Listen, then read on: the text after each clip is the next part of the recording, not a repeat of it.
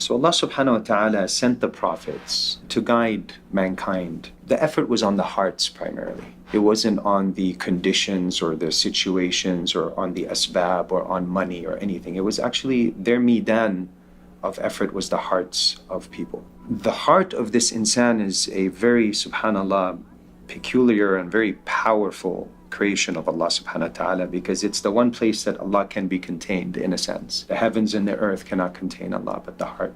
Allah subhanahu wa ta'ala does not like for this heart to turn to any creation or anything other than Him subhanahu wa ta'ala. The jawarih, the body parts, is the place where kaba'ir, enormities and sins manifest. But the heart is the place where shirk or iman could manifest. The actions of the hearts are far more powerful than the actions of the limbs, although they're connected, obviously.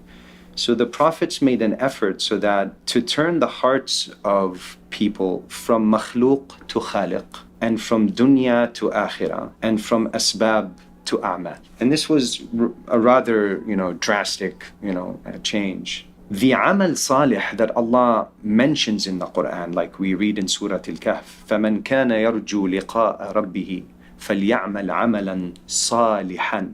What is the definition of amal salih?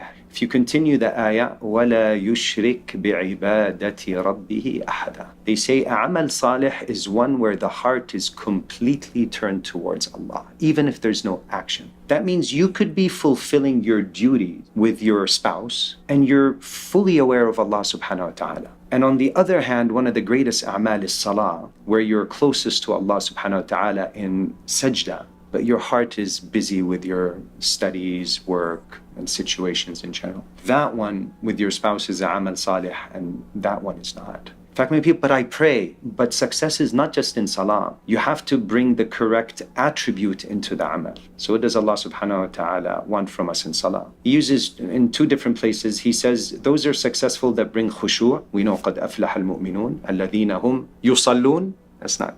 الَّذِينَ هُمْ فِي صَلَاتِهِمْ خَاشِعُونَ. The focus is always on the attributes. When it comes to these attributes, the other one that Allah mentioned is عَلَى صَلَاتِهِمْ دَائِمُونَ. They're consistent on their prayer. And I had an epiphany recently, subhanAllah, about salah specifically. And I thought to myself, I said, if as a man, and this is a huge misconception today, that most men think it's okay to pray in their home. There are exceptions for when that could be made the case. But if you have an accessible masjid where the call to prayer is heard, and that could be debatable today because most of us just use applications and we already know what the time of salahs are, that the Prophet ﷺ said, show me the homes of those people. He says, one day hamamtu, I got this thought in my mind that I would order someone else to lead salah, and I would gather wood, and I would go look for the people that are praying in their homes and burn their homes down. That's pretty intense. So first of all, salah in the jami' for men is something that is required. A person that was blind came to the Prophet ﷺ and tried to get an excuse for praying at home. Eventually, Rasulullah ﷺ said, can you hear the adhan? He said, yes. قَالَ إِذًا فَلَبِّي. Then answer it. And he's blind. So what excuse do we have? Forget praying in the masjid. They say close to 90% of the ummah doesn't even pray 5 times salah, let alone pray in the masjid. But the epiphany I had was, I made this azima that I will not miss a single salah in the masjid as long as it's within my control. Like if sometimes things are completely out of your control. I found that if you were to really be consistent on 5 times salah in the masjid, the first thing you learn is that you are not the manager of your affairs. Because there's not enough time and hours in the day, something's bound to take a hit. Either your responsibility with your family or your duties at work, something's gonna take a hit. But the barakah, because you have taken care of Allah's affairs and business, so Allah's gonna take care of yours. And what we forget is all the situations and ahwal and circumstances in your life are actually sent to you and controlled by Allah. And Allah says that وَالْعَمَلُ الصَّالِحُ يَرْفَعُهُ, that good deeds are raised to Allah. What happens when they're raised? If they're good deeds, good situations come down on you. And if they're bad, difficult and tribulating situations are sent down to you. So the epiphany I had was this, that originally how many prayers were ordained for Prophet Muhammad? It wasn't 5, it was 50. And I thought, I'm having a hard time with 5. Imagine if 50 was what, That's about 2 hour, that's about 2 salahs per hour. You're barely gonna get an hour's worth of sleep. But Allah subhanahu wa ta'ala knows our weakness of iman and yaqeen. So what does He do? He's always, if you notice in the Quran, He links salah to what? To rizq.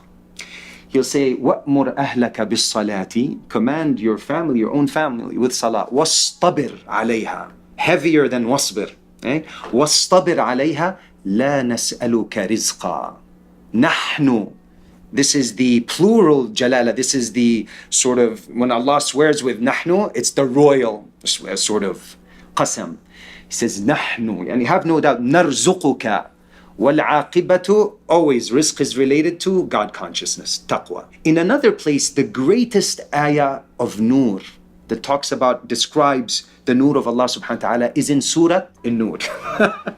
And Allah says, Allahu, what is it? Allahu nuru samawati wal ard. Mathalu nurihi kamishkatin fiha misbah.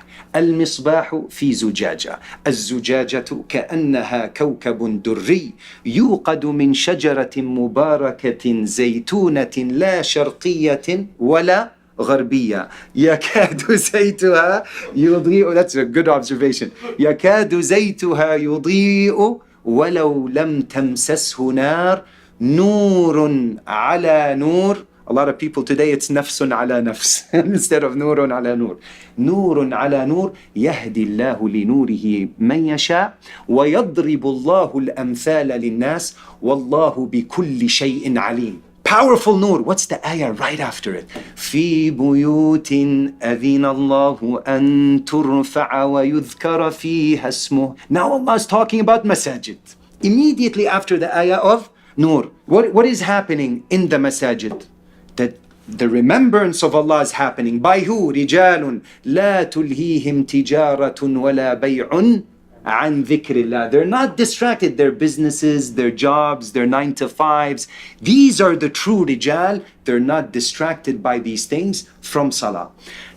But at the very end of this ayah, Allah says, وَاللَّهُ يَرْزُقُ مَن يَشَاءُ بِغَيْرِ حِسَابٍ. Don't worry, come to the house of Allah, I'll take care of it. So Allah is showing you through these salahs, the first realization you have is that I'm not taking care of or managing my affairs, but Allah subhanahu wa ta'ala is managing my affairs. The second thing I want to share. One of the biggest issues and difficulties the ummah is having today is understanding the role of asbab and means that Allah has created in this dunya. Allah subhanahu wa ta'ala, He's the doer of everything. But what He did is He veiled His qudra, He veiled His doing behind means, asbab, so that He may test you. What does that mean? Allah could have shown us that He's the manager of all affairs. وَمَا مِن دَابَّةٍ فِي الْأَرْضِ إِلَّا عَلَى اللَّهِ رِزْقُهَا. And Allah subhanahu wa ta'ala, He's the one that takes the reign of every dabba. He's in control of everything, standing, sitting, thinking, up, down, benefit, harm. He's the controller of everything subhanahu wa ta'ala. So Allah subhanahu wa ta'ala says in the Quran, إِنَّا جَعَلْنَا مَا عَلَى الْأَرْضِ زِينَةً. It's a cover-up. لَهَا لِنَبْلُوَهُمْ. Because if He were to show you that He's doing everything, where's the test? You would know. But the iman of a believer is the iman in the unseen. We say تَكْذِيبُ النَّظَرِ وَتَصْدِيقُ الْخَبَرِ. To negate what you see with your own eyes and affirm what you hear in the Quran. When they came to one Sahabi, he said, your house is burning down. He said, no, it's not. No, your house is burning down. No, it's not. Your house is burning down. It can't be. Why? Because Rasulullah ﷺ taught me this dua. He said, whoever recites this dua in the morning time, no harm or affliction will touch him until the evening time. And whoever recites it in the evening, no harm or affliction. He says, well, I recite the dua and it doesn't happen to me. No, habibi. أَنَا عِنْدَ ظَنِّ عَبْدِي بِي. You don't have the yaqeen that Allah will do. So He'll treat you according to your yaqeen. If your yaqeen is you need asbab to live and go about your life, He will leave you with asbab. If your yaqeen is on medicine, He will make you need medicine. But if your yaqeen is on Him, Allah does in 3 ways. He does through asbab, He does without asbab, and He does against asbab. Through asbab and against and without doesn't mean that these things are doing. He is doing in all 3 cases, but He hides His doing behind these means. Again, why? To test you. Who amongst you is going to think that things are coming from things? And who amongst you is going to know and believe that things are actually, everything is the doing of Allah. فَلَمْ تَقْتُلُوهُمْ وَلَكِنَّ اللَّهَ قَتَلَهُم. In the Battle of Badr, وَمَا رَمَيْتَ إِذْ رَمَيْتَ وَلَكِنَّ اللَّهَ رَمَى. These are realities that I'm talking about. Now, for what happened with the Christians, a lot of our Christian people, as part of the Christian faith, they have the tendency to leave asbab, and this is called tark al-asbab. We call this rahbaniya. And there's no rahbaniya in our deen, this sort of leaving dunya behind and giving your back to it.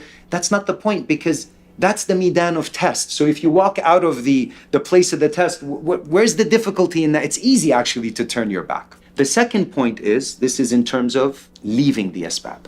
Then there are those that had ghulu fil asbab, the means, the money, the means to achieving things in life. Let's just focus on money. The Yahud, or the Jews, had ghulu in asbab.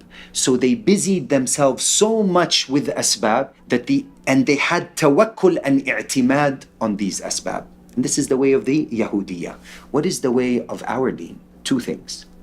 Nafi, not tark. Nafi wa infaq. Infaq means we spend the asbab on what? On Allah's commands. Look at Aisha radiallahu anha. What did she keep? Anytime she would have any from the booties that the Amir al-Mu'mineen of the time would send her way, she wouldn't be able to sleep, because she learned who was her teacher, the best of teachers, sallallahu alaihi wasallam. So she wouldn't even, I can't sleep at night knowing that there's anything. What if I pass and stand in front of Allah and I have to answer for these things? They were on another level. So they would spend, but they would do nafi. Nafi is different than tark. Negation is not leaving. Allah doesn't want us to leave asbab. You say take the asbab, but Allah doesn't want our tawakkul and yaqeen to be on these asbab.